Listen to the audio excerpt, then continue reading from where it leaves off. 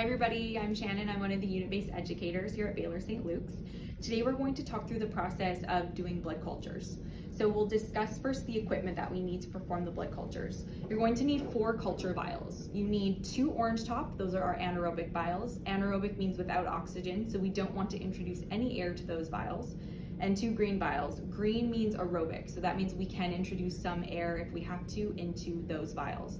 We need to draw blood cultures always from 2 separate sites on the patient. We prefer peripheral sites if possible, so that means somewhere on the patient's arms where we're using our butterfly to draw with a needle stick.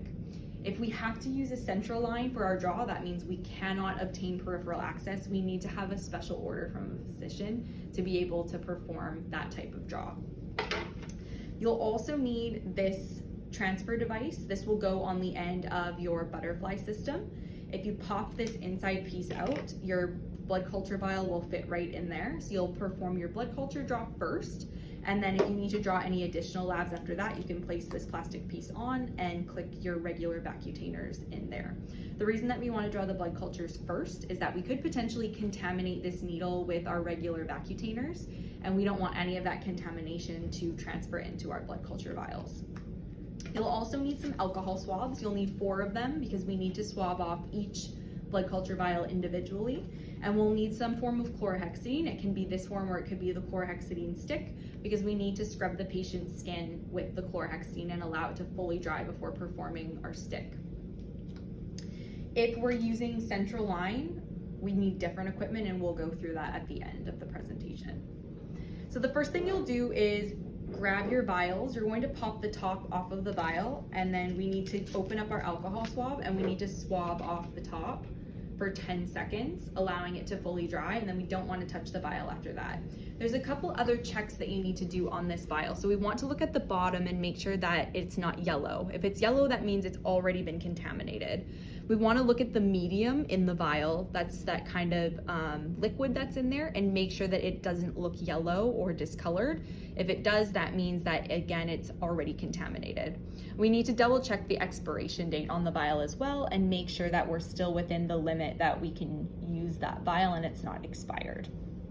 So you'll do that with all 4 vials, do your checks and swab off the top. We need to use a different alcohol swab for each vial.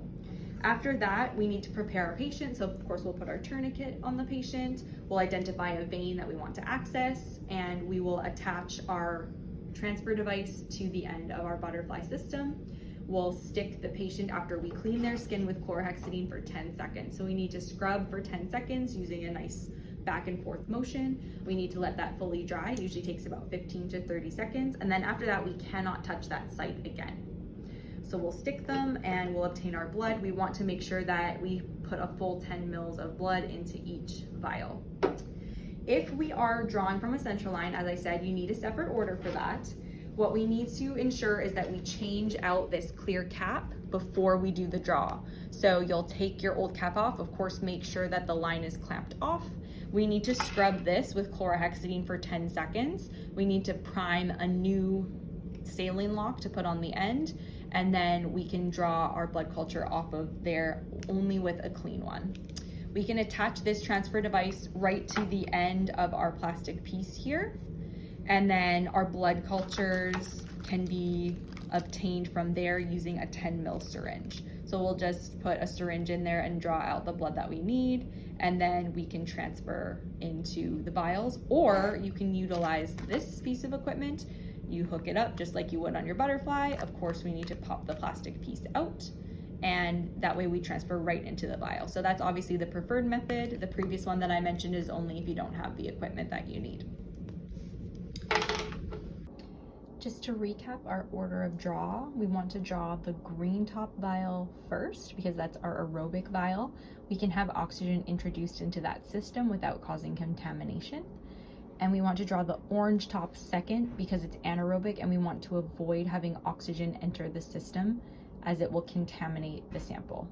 The last thing we'll discuss is labeling our blood culture vials. So this is just an example of the label. As you can see, these red areas are the areas we don't want to be placing the label because we need to identify the fill line when the vial goes down to the lab. They need to know that there's enough blood in there to be able to accurately assess whether the patient has an infection or not.